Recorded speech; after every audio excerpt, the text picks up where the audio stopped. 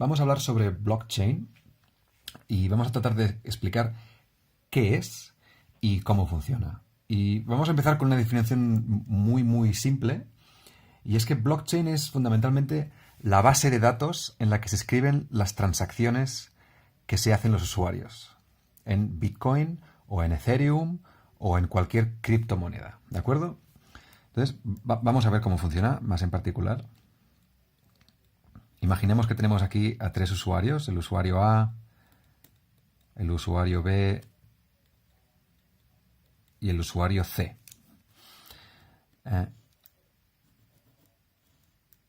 Blockchain realmente son bloques que están encadenados. Entonces, imaginemos que el usuario A recibe de un usuario X, que no está en esta formación, recibe en el bloque número 1 5 Bitcoin. ¿De acuerdo? En el bloque número 2, el usuario A decide mandarle al usuario B 3 Bitcoin.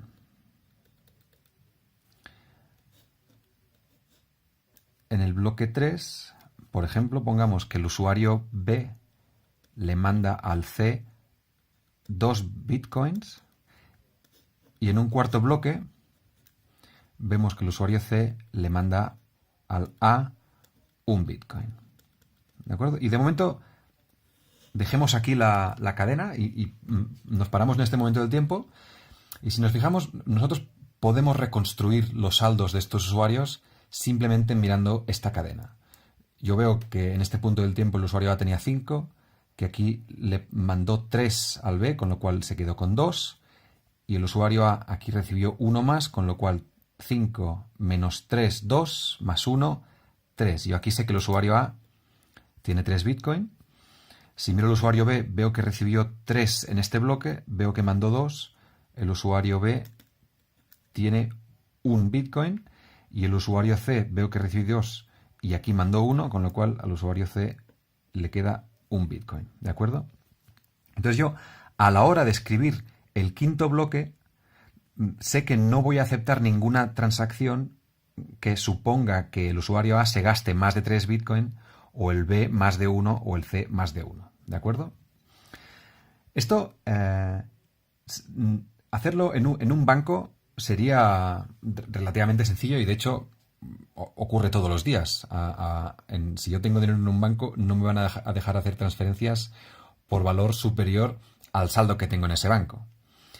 Pero claro, blockchain, o Bitcoin, una de las premisas que tiene es que opera al margen de cualquier banco. Entonces esto nos hace llevar a algunas preguntas, como por ejemplo, ¿dónde está esta base de datos? Estos bloques de blockchain, ¿dónde están escritos? ¿Quién los escribe? Bueno, pues estos bloques se escriben por una red de usuarios especiales, a los que comúnmente se llaman mineros, ¿de acuerdo? Y yo voy a hacer aquí una configuración muy sencilla de una red elemental con simplemente 5 nodos, ¿de acuerdo? El nodo 1, 2, 3, 4 y 5, ¿de acuerdo? Y además esto es una red que está mallada totalmente, de modo que todos los nodos están conectados entre sí. Esto es un ejemplo que hago para simplificar, pero en realidad en Internet hay miles de nodos repartidos por todo el mundo, ¿de acuerdo? Pero bueno, para este ejemplo, del mismo modo que decimos que hay 3 usuarios, pues vamos a decir que aquí tenemos los usuarios, y aquí están los mineros, ¿de acuerdo? Pues la primera pregunta es, ¿dónde está esta base de datos? ¿No? Porque en un banco sabemos que está en una oficina, probablemente protegida con grandes medidas de seguridad y demás. Pues en el caso de Bitcoin, y yo todo el rato probablemente use la palabra Bitcoin, pero esto es correcto tanto para Bitcoin como para cualquier otra criptomoneda. Pues en el caso de Bitcoin, la cadena de bloques o la blockchain está escrita en cada uno de estos nodos, ¿vale? Con lo cual, en lugar de estar en un lugar o en dos lugares replicada, está en tantos lugares como nodos hay en la red de Bitcoin, ¿de acuerdo? Pero claro, a mí me surgen algunas dudas. Por ejemplo, una pregunta que tengo es, aquí hemos visto que el orden de los bloques es importante, ¿no? Porque hemos visto que yo para saber eh, qué dinero tiene disponible cada usuario, tengo que seguir un cierto orden. Tengo que mirar el uno y luego coger el uno más el 2, luego el 2 más el 3 y demás. O sea, para saber el valor de saldo que tiene el usuario A, tengo que reconstruir sus transacciones desde el principio hasta el final. Y es importante en qué orden los hago, porque, por ejemplo, yo veo que en el bloque 3 el usuario B le mandó al usuario C 2 Bitcoin. Yo esta transacción la puedo hacer en el bloque 3 porque justo antes el usuario B ha recibido 3 Bitcoins. Pero si yo cambiara este bloque y lo pusiera aquí delante, eh, no podría, el usuario C no podría haber recibido este dinero de B. Con lo cual, una pregunta que me aparece directamente es ¿cómo hago que se respete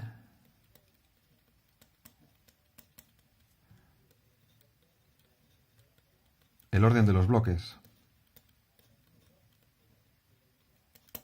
Y luego tengo otra pregunta, por ejemplo, ¿qué es lo que impide que, dado que estos usuarios son un poco distintos de estos de aquí, qué es lo que impide que este nodo de aquí vaya a este bloque número 2 y cambie esta transacción y en lugar de mandar A 3 Bitcoin al usuario B, esto lo borro y digo que el usuario A lo que hace es mandársela al usuario, al nodo 2, ¿vale? O sea, se manda a sí mismo esos 3 Bitcoin.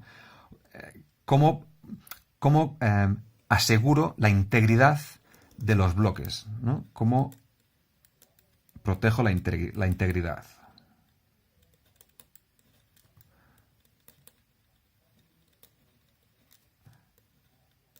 de la cadena? ¿De acuerdo? Pero tengo más preguntas todavía. Claro, si yo he dicho que una de las premisas de Bitcoin y de blockchain es que quiero operar sin necesidad de que haya un banco y todos estos nodos en la red son nodos que son iguales, no hay un nodo que dicta un orden al resto, ¿cómo evito que más de un nodo escriba el siguiente bloque? O sea, ahora va a haber un bloque 5 con nuevas transacciones. ¿Quién va a escribir ese bloque? Y sobre todo, ¿cómo evito que haya dos bloques escritos al mismo tiempo? Porque yo sé que, por ejemplo, ahora tengo al usuario A con 3 Bitcoin, pero yo podría escribir un bloque 5 que escribiera este nodo de aquí, donde hubiera una transacción que fuera de A a C de 3 Bitcoin, y que justo en el mismo instante hubiera este nodo de aquí que también escribiera un bloque 5 y que dijera que A le manda al usuario B 3 Bitcoin.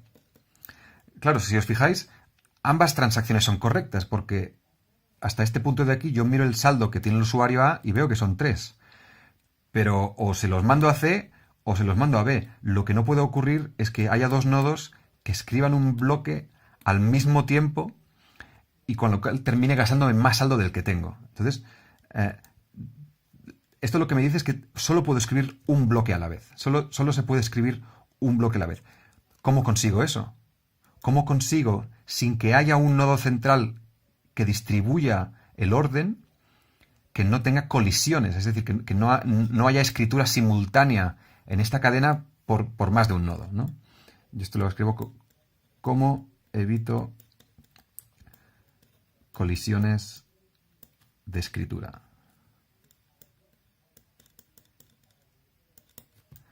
Entonces yo tengo estas 3 preguntas y creo que me falta una cuarta y es, esta gente va a tener que comprarse ordenadores para ejecutar ese software, esos ordenadores necesitan electricidad, y los tengo que meter o en mi casa o si ya son más grandes, pues quizá tengo que alquilar un lugar porque no me caben. Claro, todo eso me va a costar dinero. Mm, si yo quiero, si para hacer todo esto necesito una red de mineros, estos mineros, ¿qué incentivo tienen? ¿Qué incentivo tienen los mineros? ¿No?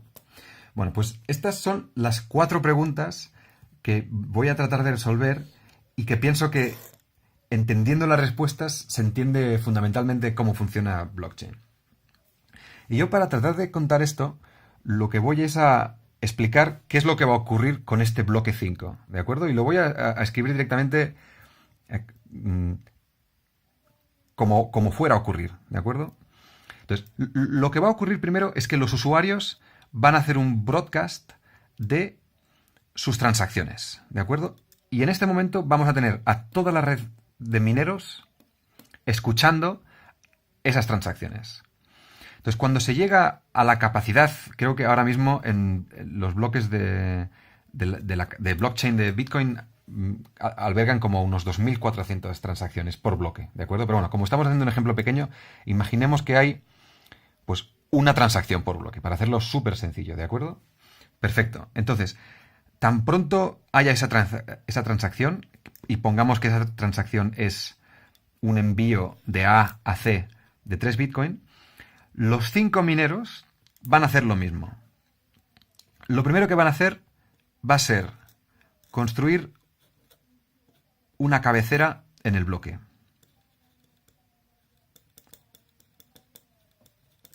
Y en esta cabecera lo que van a poner es un hash del bloque anterior. O sea, van a coger el bloque 4, porque estamos en el ejemplo de que estamos viendo qué es lo que ocurre cuando voy a escribir el quinto bloque.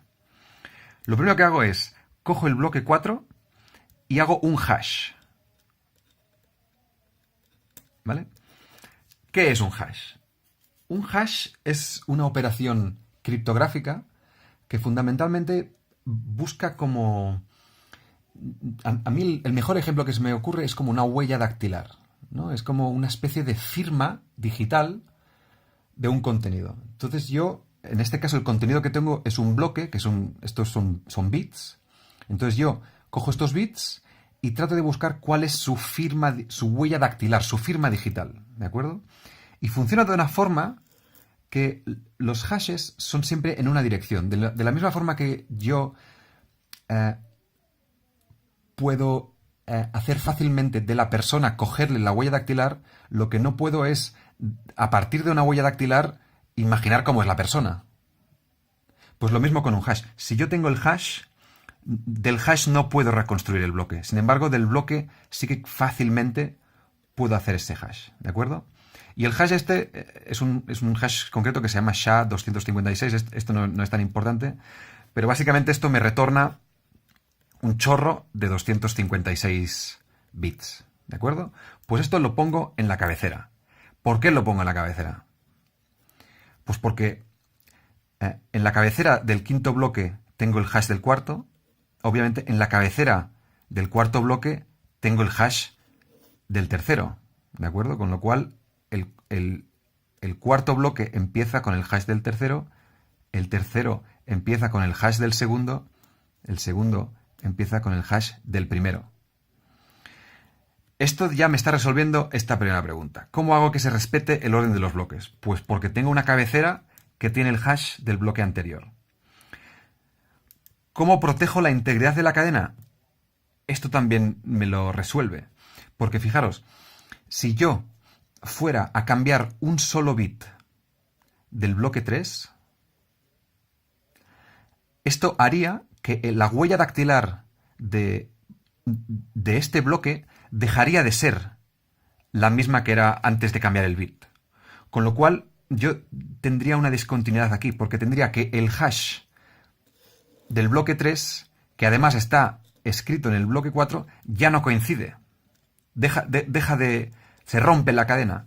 Con lo cual, si yo quisiera hacer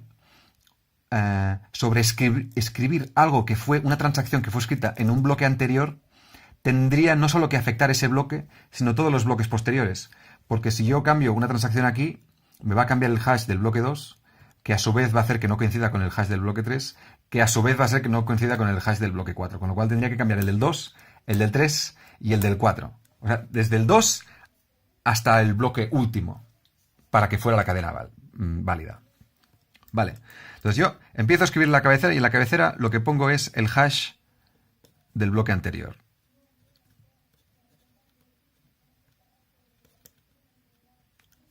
Perfecto. Esto es como empiezo a escribir el bloque.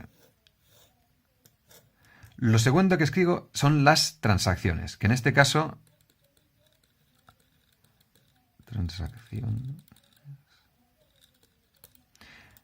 Que en este caso es una transacción única y hemos dicho que íbamos a usar esta, que es el usuario A le manda al usuario C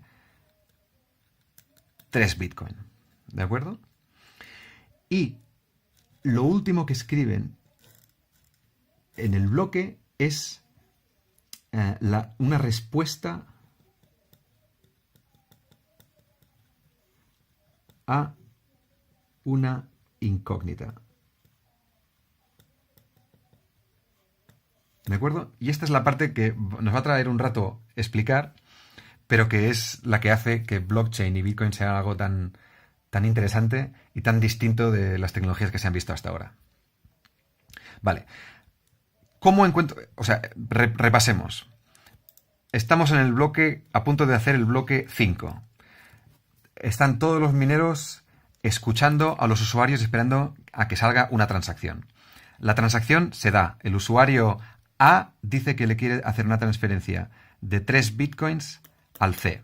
Lo primero que hacen los mineros es coger el último bloque y hacer su hash. Buscan la huella dactilar y la escriben en la cabecera. Cogen esa transacción y la ponen aquí y entonces se disponen a tratar de responder a esta incógnita. ¿De acuerdo? ¿Y cuál es esa incógnita?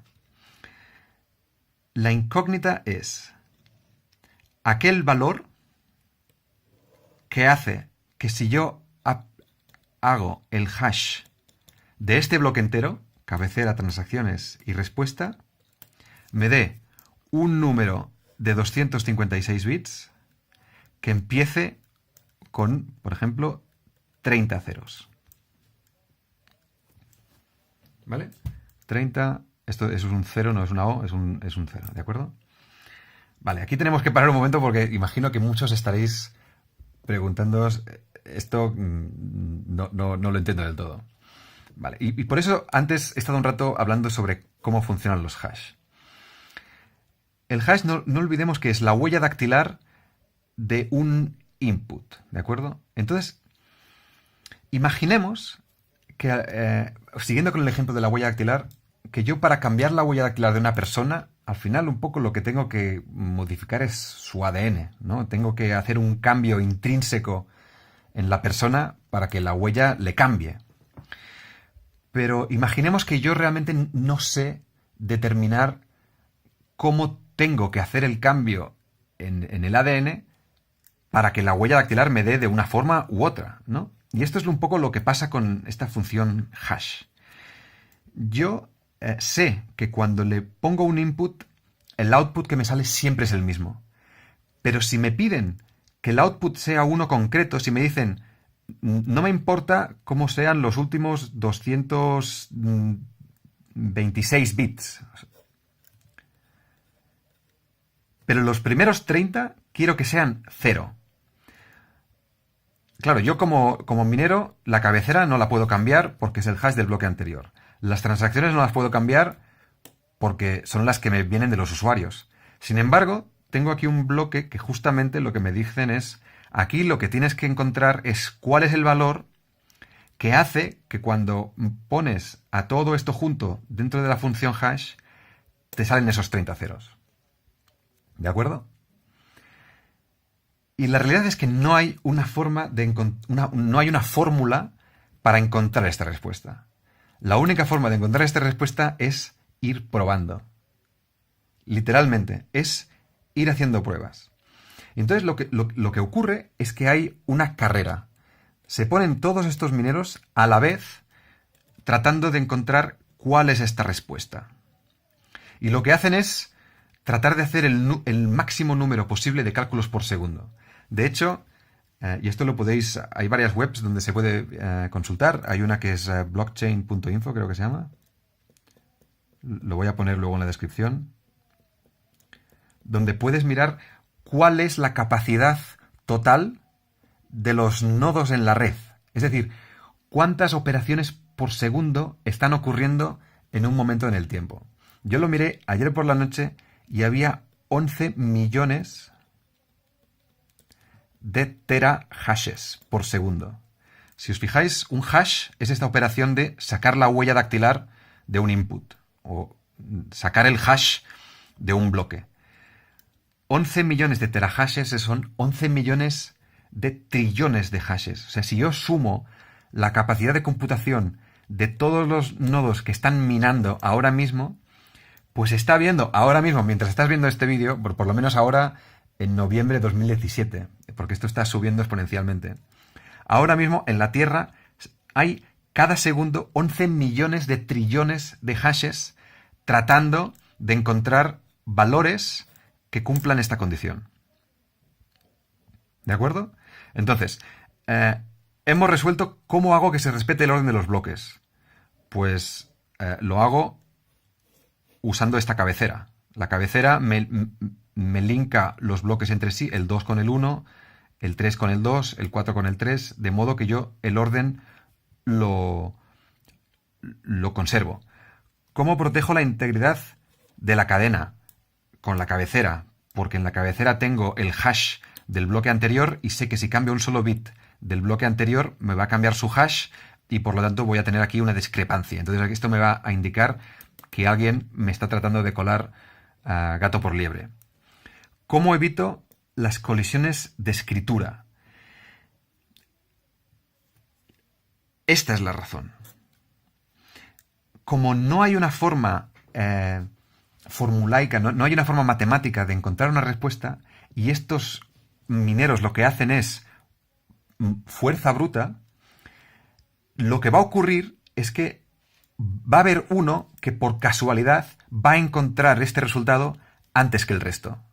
Es decir, quizás en el bloque 5 se ponen todos a correr y el nodo número 3, por casualidad, encuentra un valor para esta sección del bloque que da que el hash del bloque entero empieza por 30 ceros.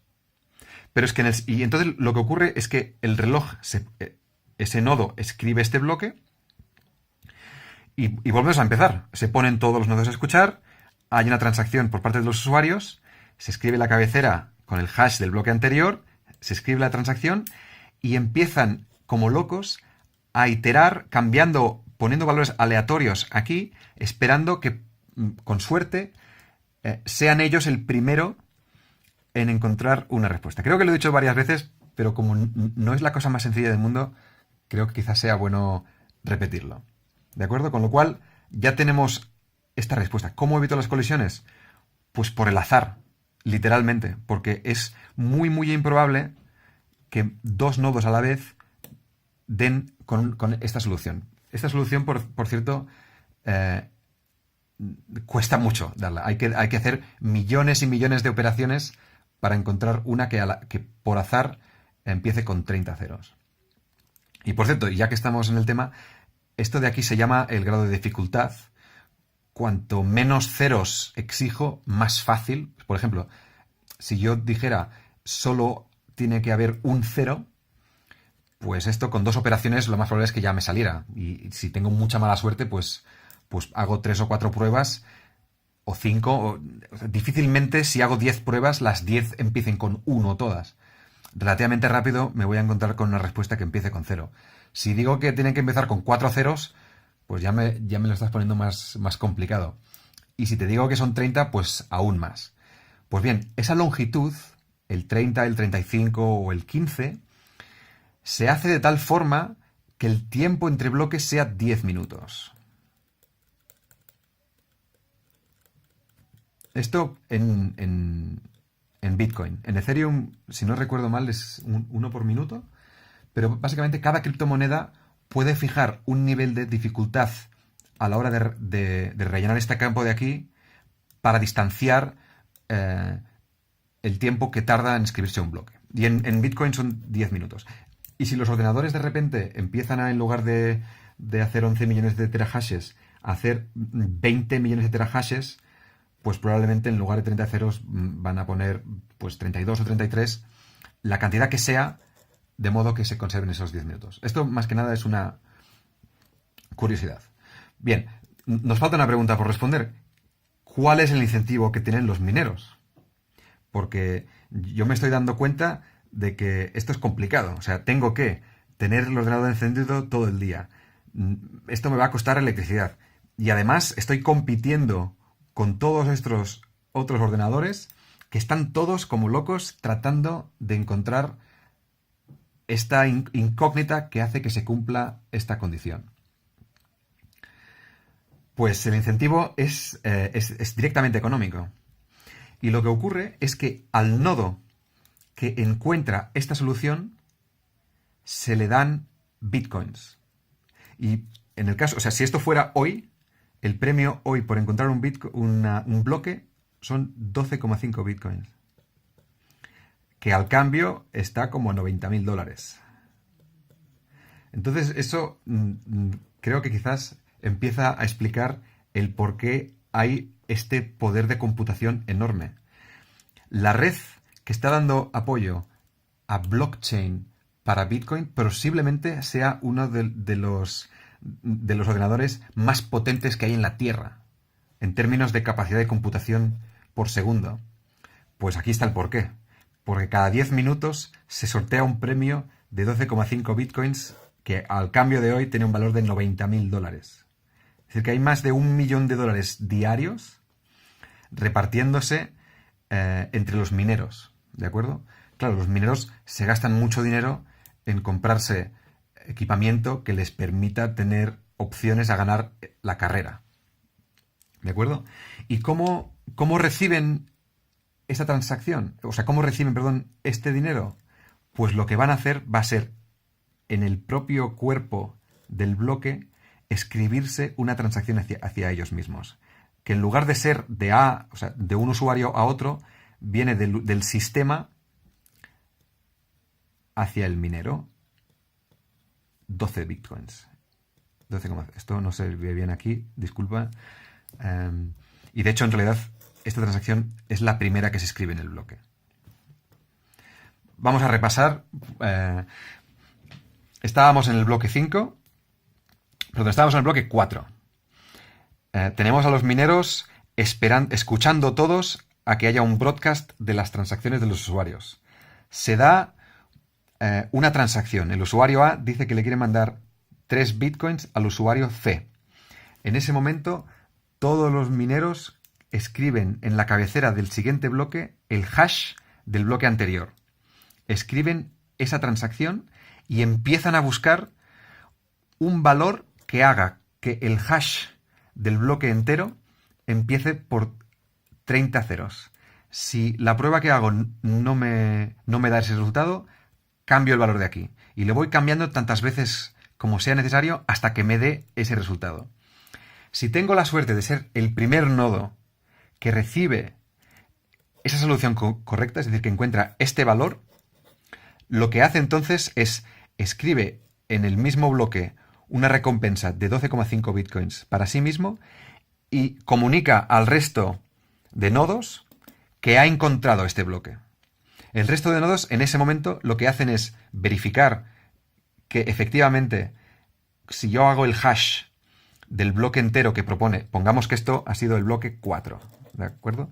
Lo que van a hacer los mineros de al lado va a ser hacer el hash de este bloque, que va a tener cabecera las transacciones, y esto de aquí que ha encontrado el nodo 4, va a verificar que tiene 30 ceros, va a verificar que no hay transacciones ilegales y que todo el mundo se ha gastado dinero acorde a lo que tenían hasta el bloque 4, y va a verificar que efectivamente la cabecera de este bloque es el hash del bloque anterior. Si cumple todo esto, este bloque de aquí va finalmente a convertirse en nuestro bloque 5.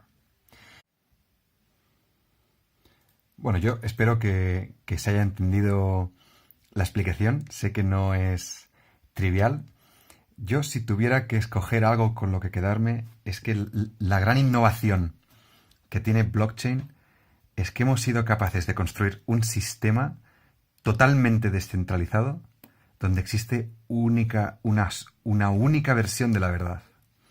Y es que vamos a poder determinar con total seguridad y con una garantía criptográfica cuál es el saldo de cada usuario sin que haya ningún solo nodo que sea fundamental.